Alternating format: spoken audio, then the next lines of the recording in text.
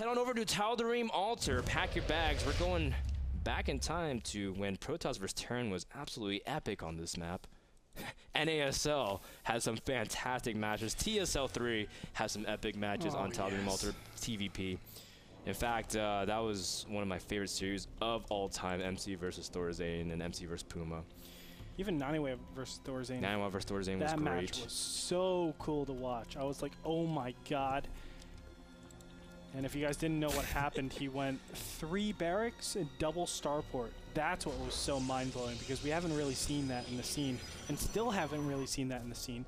But Colossus were a lot more prominent in that period in time. Yeah, it was still a Colossus-dependent TVP, and like people like Thorazane would use ghosts against Colossus and win. Yeah, that's what was so mind-blowing. It was like, oh, I don't have any Vikings. Oh, no problem. I guess I'll just use ghosts and marauder positioning. Yeah, so he actually just used ghosts, like 200 army.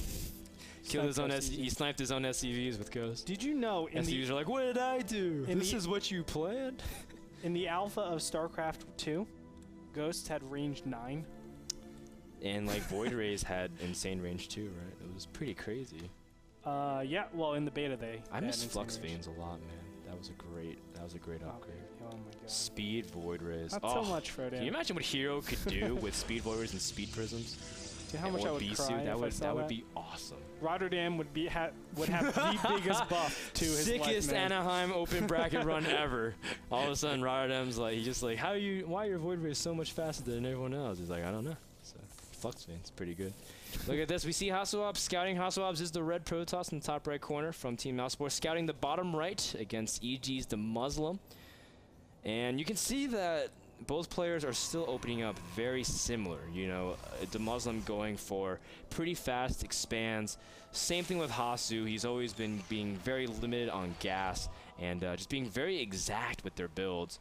And that's pretty cool, because that means both players are really confident that they're able to outplay each other and just really stick to their guns, and this is good statement. Yeah, I'm actually surprised. DeMusliM is a player that's known for, you know, abusing his players or his opponents, knowing their style so well. So I actually assumed that he was going to go for a 14cc or some sort of command center first build, but no, he plays absolutely standard. Goes for the 16 command center, I believe it was, or 17 command center, one of those, and is just going to play it straight up.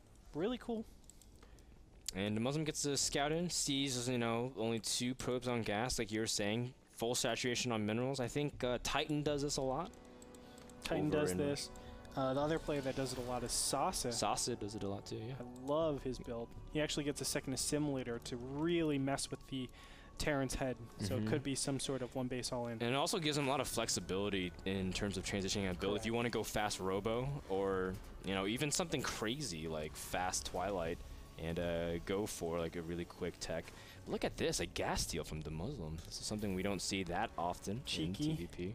Normally this is impossible because you clean up the SCV before disconnect. Obviously this can happen, but he knows the Zealot is already being sent out in the middle of the map. Wow. So he's like, well, you have no units actually to defend against this. I'm going to go ahead and punish you. And so DeMusliM should be safe back at home. Yeah, it forces him to go for 3 gateways before you know, before an assimilator, second assimilator, which obviously allows DeMusliM to know exactly where he's at.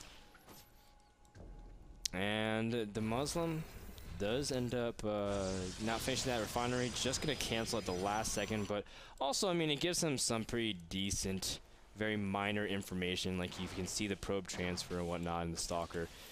At this point, you can see Stim starting up for DeMusliM, staying on 2 racks, going to tech up accordingly. Now, these positions on DeMusliM Altar make for some interesting play. For example, it's really hard for both players to take their 4th gas, just because Colossi can poke at it, Marauders can reach from the low ground, and it's going to be really important because you're never fully comfortable taking your gases.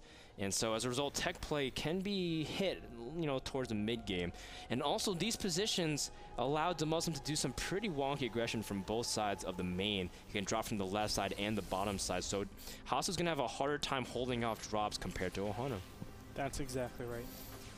And it will be very frustrating, in my opinion, for HasuObs to actually take a 3rd base, because as soon as that 3rd base is taken, there's another place of attack where HasuObs can take advantage of his opponent. So I love that so much that you brought it up, and you know, we'll see how HasuObs actually deals with that, because this is a pretty standard thing that you have to deal with, especially on ladder. I mean, this is a ladder map, so we can have the potential of actually, you know, going through a phase where he just changes up his build quite dramatically to deal with these positions. Yeah, and so now that we've had time to explore both players' builds, what would you recommend now that DeMusliM, I mean, he's the one who picked this map?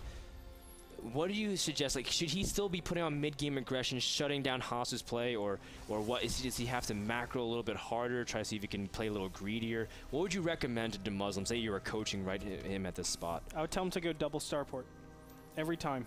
Immediately? Because, yes, because you know HasuObs goes for, well, get 3 barracks. So from here, get your 3rd barracks, get your 4th assimilator, 4th refinery, and then go for your 2nd starport. And the main reason for that is because your opponent's gas is funneled into Colossus play, and you know that, or at least you're assuming that. He's been Sentry with Colossus the entire time. Exactly. There's a gigantic window where they need to switch over with upgrades, #1, and when I say upgrades, I mean like +1/+1, and the other upgrades, which is Blink and Charge. If they don't have that, then Medivacs can be empowered like crazy. Just having that +1/+1 or just the +1 weapons attack enables you to deal with everything very efficiently. So just have your Vikings, just kill every single Colossus. You don't even need your Marines and Marauders to engage in that fight. Back away as soon as that happens, and then your Marines and Marauders come up, and it's gateway units against Marines and Marauders. It's really, really efficient, and you have a nice medevac count to actually boot. DeMusliM going to move out the same time he always does, around the 9.5, 10-minute mark with reinforcing medevacs. This, similar as we were pointing out, is under siege, and that's going to limit Hasu significantly. 25% of your gas intake, especially if you're trying to go for double forge upgrades. Very annoying for any Protoss player. And with that, Hasu has a pretty decent probe count, but not really able to capitalize on some of it. Now, the big thing is that there is one Colossus about to pop out, and it's not going to be in position of it, but DeMuslim's like, well, where's the Colossus? And knows that it's not there, but it's going to finally join up. And with that, DeMusliM can have some pretty interesting options in terms of aggression. He can drop. He can also try to see if he can go from multiple angles. But with that Colossus, as long as Hasu gets in position, he's going to be pretty safe. So he backs up. Yep. And that's good.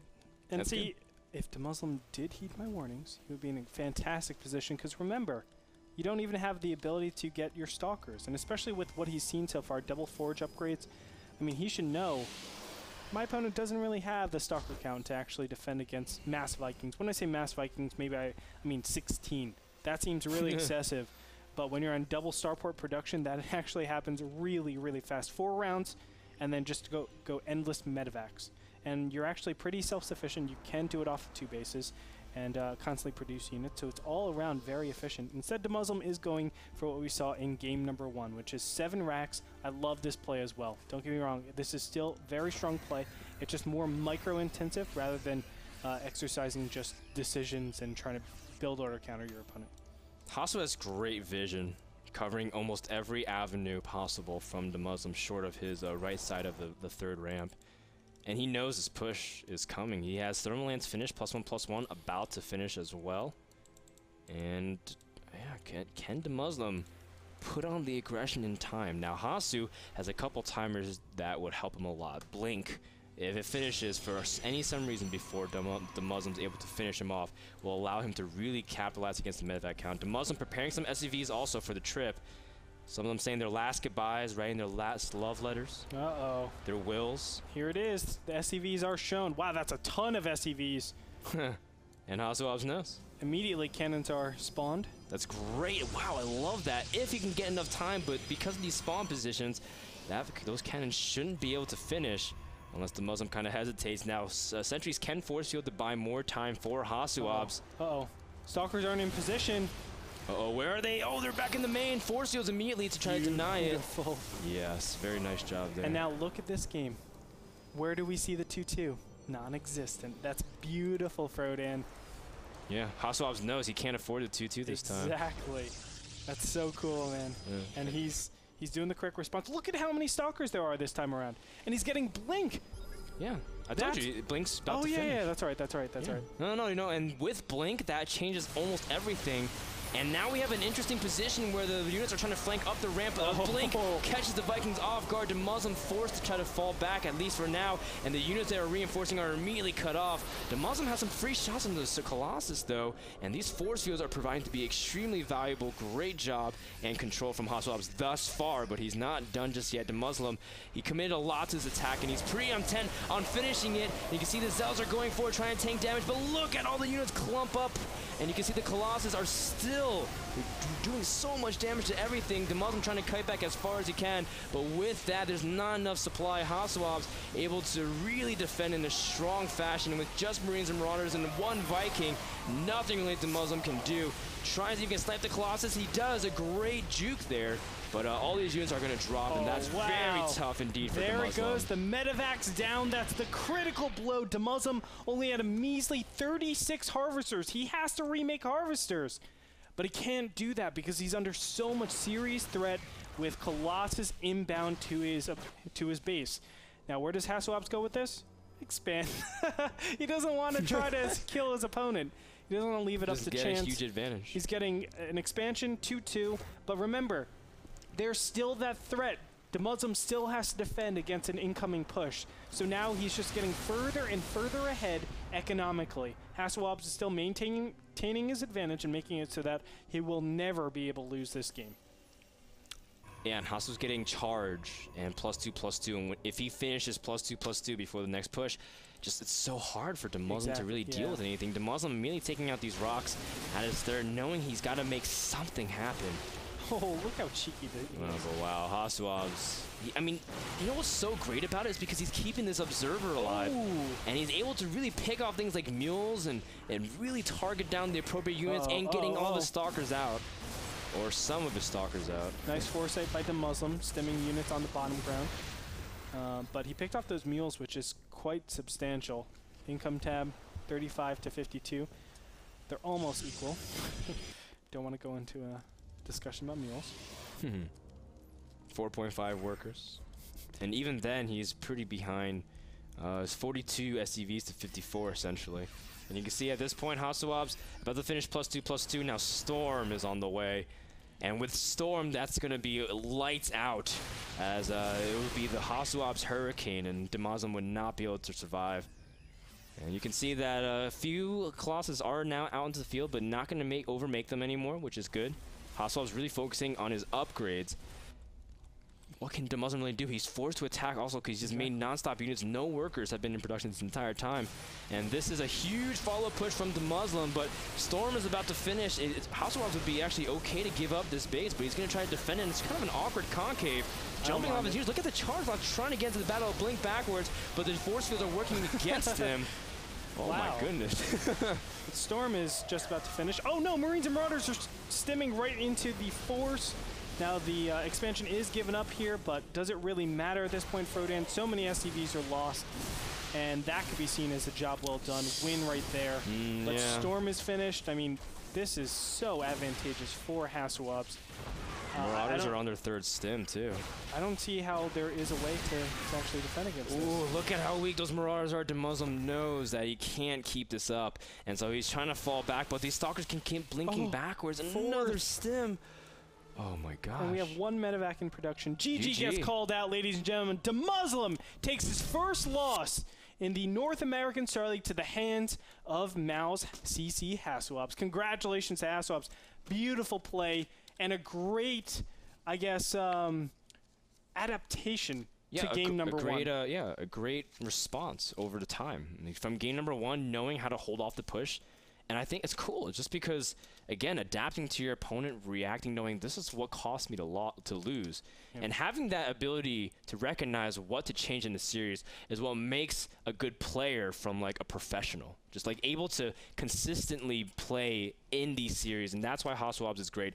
That's why all of a sudden the top 3 in this division is not necessarily just DeMuslims anymore. Now, if Hero loses next week, DeMusliM wins, HasuObs doesn't win or something, then DeMuslim's still number 1. But all of a sudden, you never know. Crazy things can happen. And all of a sudden, Division is no longer belonging just to DeMusliM. We want to thank GameMinder, the smartphone application that reminds you about upcoming NASL broadcasts and for upcoming game demos. Download it at handleoutward.com. But we'll have more information for that, as well as everything at the end of the day, recaps, predictions, as well as looking forward to announcements and the Sunday Showdown. Don't go anywhere. We're about to finish off Division 2 here at Week 8 of NASL.